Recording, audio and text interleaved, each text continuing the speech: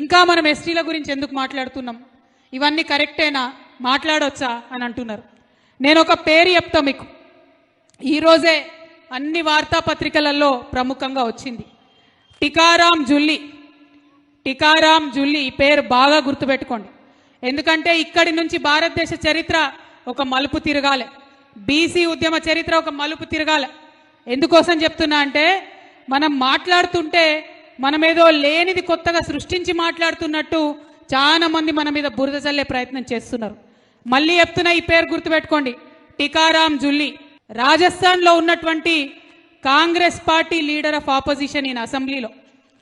మొన్న శ్రీరామనవమి జరిగితే, నేను ఎప్పుడో చరిత్ర చెప్తలేను, వర్తమానం ఇయాలటి విషయం చెప్తున్నా. శ్రీరామనవమి నాడు ఈయన రాజస్థాన్లో ఒక రాముడు గుడి దగ్గరికి పోయిండు. ఈయన పేరు టికారాం జుల్లి, కాంగ్రెస్ పార్టీ అసెంబ్లీలో ఆపోజిషన్ పార్టీ లీడర్. అందరితో పాటు ఆయన కూడా శ్రీరాముడు గుడికి పోతే, ఆ గుడికి పోయి బయటకు వచ్చిన తర్వాత పాలతోని రాముణ్ణి క్షీరాభిషేకం చేసుకొని మా గుడి మైలబడ్డదని ఇయాలటికి కూడా మాట్లాడుతున్నటువంటి దౌర్భాగ్య నాయకులు మన దగ్గర ఉన్నటువంటి పరిస్థితి నిజంగా షేమ్. డెమోక్రసీ అని చెప్పుకుంటున్నాం, డెమోక్రసీ అని చెప్తున్నాం, ప్రజాస్వామ్యం అని చెప్తున్నాం, సమానత్వం అని చెప్తున్నాం, స్వేచ్ఛ అని చెప్తున్నాం, సోదరభావం అని చెప్తున్నాం. కానీ మాటల మటుకే ఉన్నది, అది చేతలల్లో కానొస్తలేదు.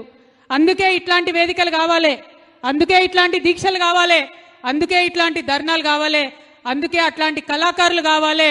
అందుకే మనందరం కూడా పిడికిలెత్తాలి, ఉద్యమించాలి. ఎవ్వరు ఎన్ని మాటలు మాట్లాడినా దయచేసి మీరు దానికి వెనక్కి వెళ్ళొద్దు.